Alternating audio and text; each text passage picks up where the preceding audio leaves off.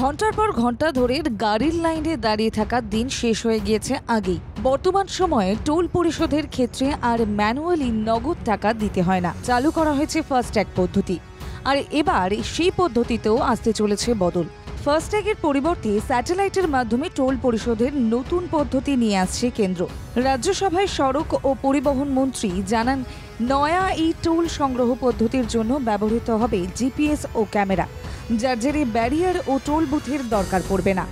নির্দিষ্ট গাড়ি শনাক্ত হবে জিপিএস ও ক্যামেরার মাধ্যমে। তারপরই এই প্রক্রিয়ার মধ্যে দিয়ে গাড়ি চালকের ব্যাংক অ্যাকাউন্ট থেকে কেটে যাবে টোল ট্যাক্সের টাকা।